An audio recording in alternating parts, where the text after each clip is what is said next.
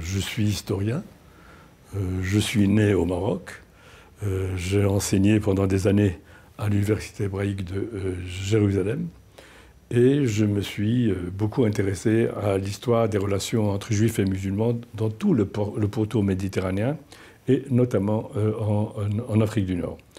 Auparavant, j'ai commencé par étudier les relations entre l'Afrique du Nord et l'Afrique noire sur le plan historique. Et puis, je me suis spécialisé dans l'histoire des relations interreligieuses entre juifs et musulmans dans cette région du monde. Alors, cela m'a permis de connaître plus en détail l'histoire des communautés juives de ces régions, l'histoire des pays eux-mêmes, des pays du Maghreb, et notamment du Maroc, le Maroc auquel j'ai consacré un livre d'histoire. Et de proche en proche, je me suis intéressé à cette coupure qu'est la Seconde Guerre mondiale, parce que, en ce qui me concerne, je considère que la Seconde Guerre mondiale a été un tournant dans l'histoire d'abord de l'Afrique du Nord. Comme nous le savons, c'est après la Seconde Guerre mondiale que les mouvements d'indépendance en Afrique du Nord ont commencé. Eux se sont intensifiés, plus ou moins. Et puis, c'est à partir de la Seconde Guerre mondiale que les relations entre juifs et musulmans se sont dégradées et ont fini par conduire au départ des juifs de ces pays arabes.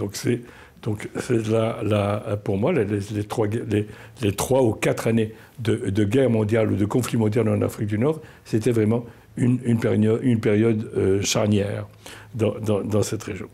Cela dit, je ne considère pas l'Afrique du Nord et son histoire pendant la Seconde Guerre mondiale comme une histoire une tragédie. La tragédie, c'était surtout ce qui va arriver après, c'est la séparation, les départs. Parce que finalement, quand on évoque cette région, d'abord en dehors des 3 mois ou 4 mois d'occupation allemande de la Tunisie, il n'y a pas eu de présence notoire des Allemands dans cette région du monde. C'est vrai qu'il y a eu des influences allemandes, des influences nazies, par exemple, dans un pays comme l'Irak.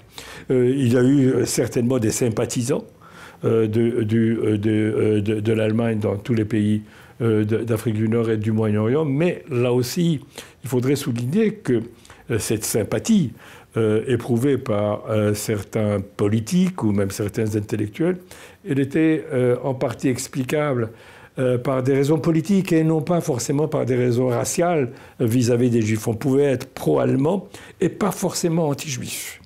On était pro-allemand dans certains milieux parce que l'Allemagne représentait d'abord l'ennemi par excellence du monde occidental, donc du monde colonial d'une certaine manière.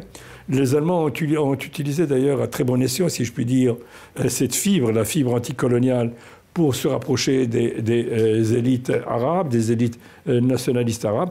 Et puis, il faut dire aussi que chez certains intellectuels du monde arabe, et même d'Afrique du Nord, il y avait aussi une sorte d'anti-occidentalisme, cet anti-occidentalisme qui touchait non seulement la colonisation, bien sûr, la haine de la colonisation, mais aussi les systèmes politiques émanant de l'Occident, comme par exemple les systèmes démocratiques. Et donc l'Allemagne nazie présentait ou se présentait comme une sorte de défi, comme une sorte d'alternative au système occidental de la colonisation, de la démocratie, etc. Et ce qui a attiré pas mal de régimes ou d'intellectuels ou de politiciens arabo-musulmans, et notamment en Irak, où il y a eu un véritable régime, disons, pro-allemand. Mais on pouvait être pro-allemand sans forcément être anti-juif.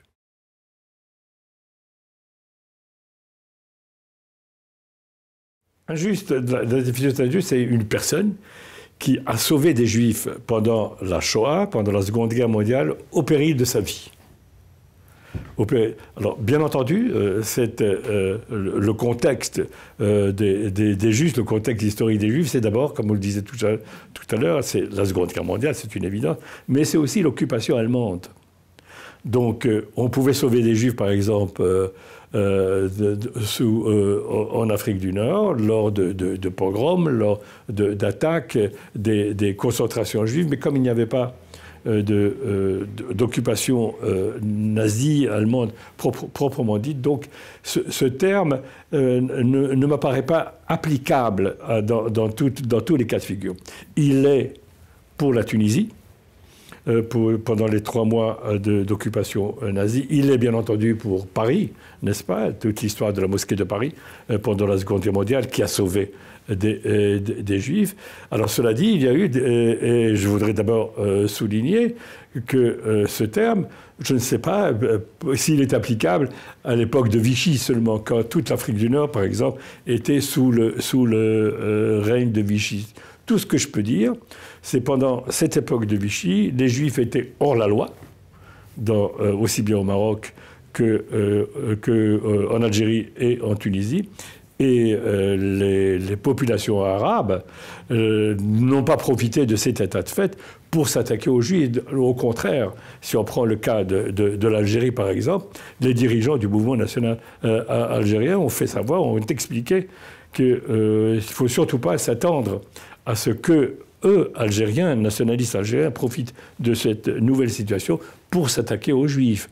Et nous avons bien sûr les déclarations des nationalistes arabes concernant l'abrogation du décret Crémieux. Ces nationalistes arabes ont expliqué que si les autorités françaises croyaient ou avaient pensé qu'en abrogeant le décret Crémieux, ils allaient rapprocher de leur point de vue les nationalistes algériens, ils se sont trompés. Je voudrais juste ajouter qu'au moins nous avons 2 cas de souverains nord-africains qui ont pris la défense des Juifs. Alors le premier cas, c'est celui de Moncef Bey. Et le deuxième, c'est celui de Mohamed V. Cela dit, aussi bien l'un que l'autre ont été obligés d'apposer leur signature sur les décrets anti-juifs présentés par Vichy. Parce que il en allait de leur pouvoir, il en allait de leur trône, si je puis dire. On est aujourd'hui certain que si Mohamed V n'avait pas co-signé les décrets anti-juifs qui lui ont été soumis par Vichy, eh bien, les Français n'auraient pas hésité à le détrôner. Il en était de même de Moncef Bey, qui a failli d'ailleurs perdre son trône, parce qu'il a eu beaucoup de gestes favorables aux Juifs qui n'ont pas été appréciés par les autorités françaises.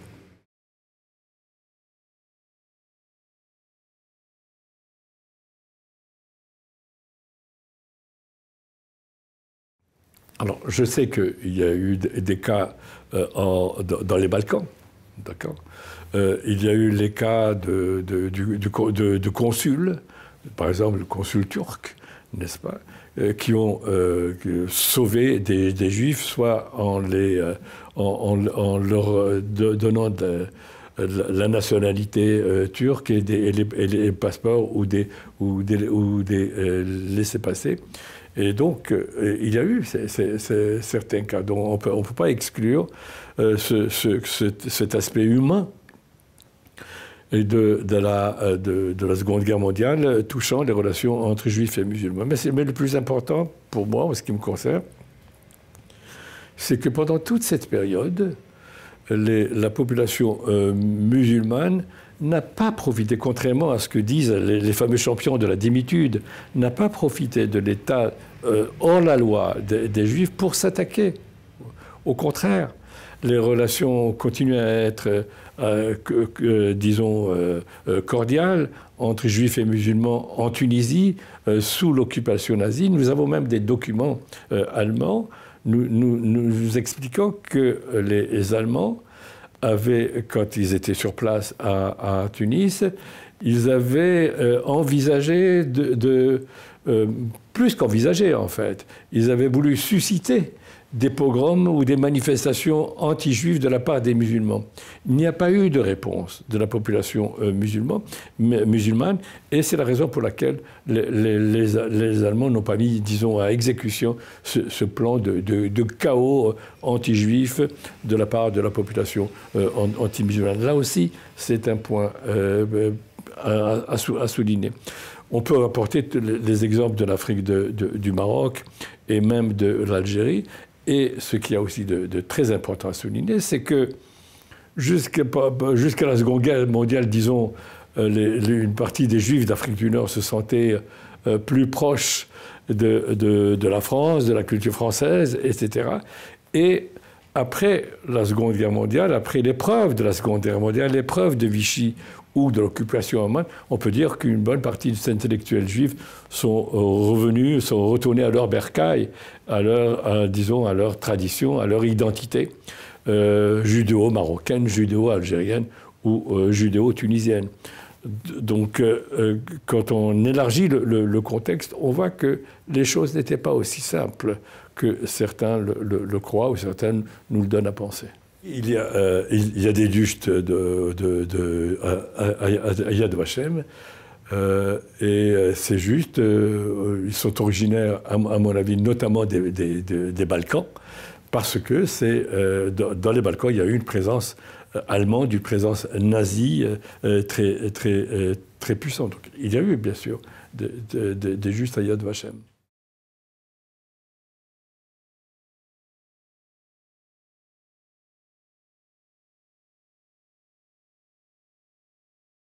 Je suis persuadé qu'une meilleure compréhension de l'histoire des relations entre musulmans et les juifs pendant la Seconde Guerre mondiale contribuerait énormément à l'assainissement de ces relations qui aujourd'hui, d'après certains, sont des relations, disons, problématiques. Pour une raison assez simple. Après la guerre, on avait l'impression qu'il y a eu, d'ailleurs c'est le titre d'un livre très connu parmi les historiens, une guerre contre les Juifs. C'est vrai, il y avait cette guerre contre les Juifs, mais c'était en Europe, mais pas au Proche-Orient. Au Proche-Orient, il n'y a pas eu une guerre contre les Juifs. D'accord, une guerre de la population musulmane contre les Juifs. Au contraire, j'ai donné des exemples de l'opinion générale, mais je peux aussi apporter comme exemple le fait que des centaines de réfugiés juifs originaires d'Allemagne et d'Autriche ont trouvé asile, par exemple, au Maroc. Et que si ces réfugiés ont eu des problèmes sur place au Maroc, ce n'était pas le fait de la population musulmane, c'était le fait des autorités de Vichy. On pourrait encore apporter de 1000 exemples de ce genre. Donc, et surtout montrer que malgré tout, le monde arabo-musulman, excepté, je répète encore une fois, excepté le cas de l'Irak, était une sorte d'îlot de sauvetage pour les Juifs.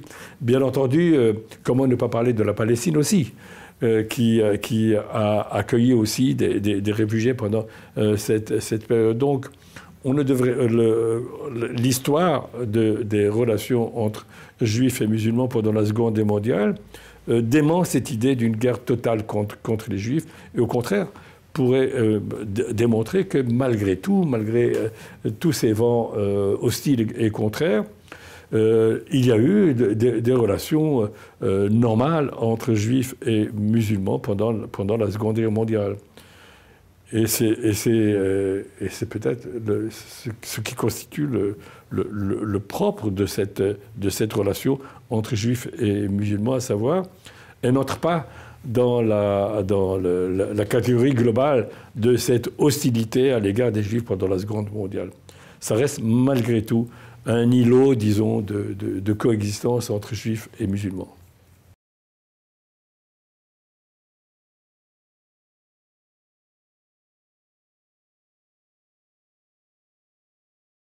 D'abord, elle est si méconnue parce que, comme vous le savez, depuis au moins 50 ans, tout ce qu'on écrit sur la Shoah concerne l'Europe, pour des raisons assez compréhensibles. La Shoah, d'abord, est expliquée en termes de tragédie. Ce qui est aussi compréhensible, c'est les camps. C'est la Shoah par balle, c'est tout ce qu'on peut imaginer. Donc, et puis, c'est une recherche aussi qui n'est pas facile. Aujourd'hui, on connaît plus ou moins, on a plus ou moins une idée de ce qui s'est passé en Europe.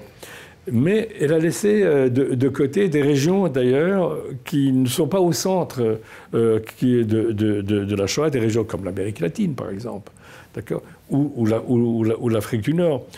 Des régions qui sont, disons, qui se trouvent à la périphérie de la Shoah. Et donc aujourd'hui, il est temps, n'est-ce pas, de s'intéresser aussi à ces régions. Et donc quand on s'y intéresse, on voit que l'image est un peu différente de celle qu'on en avait. Deuxième explication, et l'actualité, hélas, nous le confirme. Pendant des années, on a expliqué que la vie des Juifs en terre d'islam, c'était un enfer. Enfer pour enfer, pourquoi parler de la Seconde Guerre mondiale, n'est-ce pas? Et donc, comme cette idée était devenue, je dirais pas une vérité générale, mais disons une idée qui a beaucoup d'adhérents, n'est-ce pas? Alors donc, on croyait couler de sens en disant que la situation des Juifs dans le pays arabe était très mauvaise pendant la Seconde Guerre, alors qu'en fait, non. D'abord, c'était pas l'enfer, c'était pas le paradis non plus, mais c'était pas l'enfer. Et puis, au contraire, quand on étudie de plus près l'histoire de cette région pendant la Seconde Guerre mondiale, on voit au contraire que c'est un autre cas de figure que celui d'une tragédie ou celui d'un drame. Et donc, il est temps vraiment de divulguer aussi cette vision qui, à mon avis, est plus juste et plus proche de la réalité, et plus équilibrée aussi. Et arrêter, une fois pour toutes, de considérer les relations entre juifs et musulmans comme si ça avait été un fleuve de sang et de catastrophes. Il est temps de reconsidérer les relations entre juifs et musulmans. Il est temps de cesser de considérer ces relations comme une sorte de damier, de touche noir et blanc de temps en temps. Il est temps aussi de considérer ces relations comme un sujet d'histoire et non pas un sujet de polémique politicienne. Et en tant que sujet d'histoire, tout d'abord, il y a matière à enquêter, il y a pour tout le monde, pour tous les historiens. Il est temps aussi d'espérer que ce sujet serait étudié et analysé par des historiens de bonne volonté et non pas par des politiques avec des agendas politiques bien précis et qui, hélas, desservent la compréhension de cette période de l'histoire des Juifs et des musulmans.